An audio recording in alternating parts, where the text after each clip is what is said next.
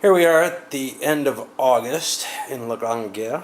I have a few things I wanted to show for the end of the turn. Let's look at the Western Front first.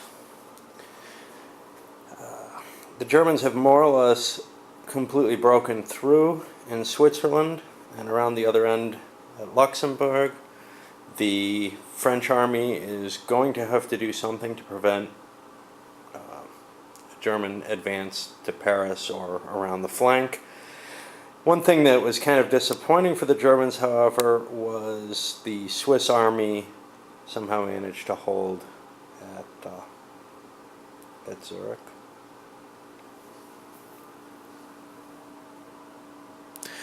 Alright, let's see what else we got. Over on the East Front, let me pull back a little bit. The Tannenberg scenario sort of happened.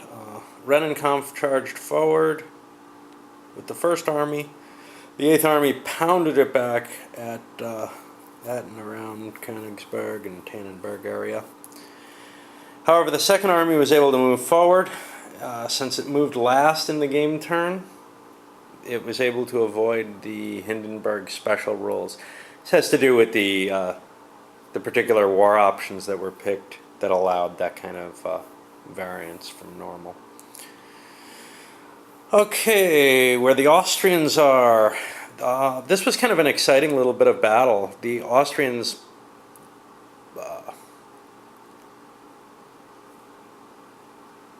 pushed forward across, well, actually the Russians got the initial attack, and the Austrians pretty much pummeled that and pushed it deeper into Russia, or back into Russia. Then the Austrians followed that up, charging across the borders, almost making it to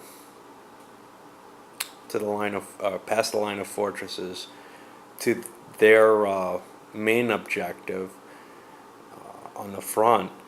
But the Russians were able to slam them back, and it actually looks much worse for the Austrians than it does for the Russians at this point. Serbia has unleashed its power. It did get pushed back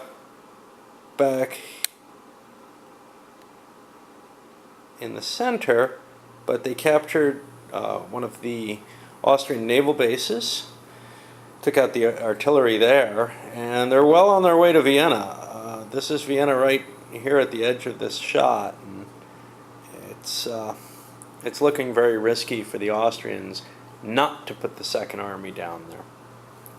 Losses? Kind of hard to tell. One graphic element of it is a lot of those counters piled up in the September box.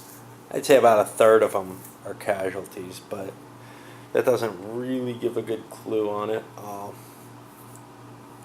So let me go over. Let me look at these myself and go over them. Biggest losses looks like the Russians, who had 46 casualties. The Germans are not far behind at 44. The French dropped down around 50. Oh, that can't be right. I gotta have the numbers wrong there. Sorry, 66 and 64. I'm using multiple counters to try to indicate the numbers, and it's not easy. 55 for the French. The Austrians are down at 46, and only the major powers are kept track of. I think everything's been taken care of there. The big thing now is setting up for the next turn.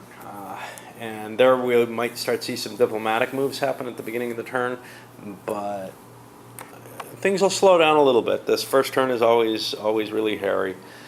The German army kind of did not attack as much as one would have expected on that on the main part of the August turn. Mainly they did counterattacks to the French minor advance. The French halted their attack, which hurt their national will, dropping it down to 33. And it much worse, damaged the position of their parliament by a space, which is going to cost in the long run. But if they had carried out that assault, I think France would have fallen, or would fall this year, almost guaranteed.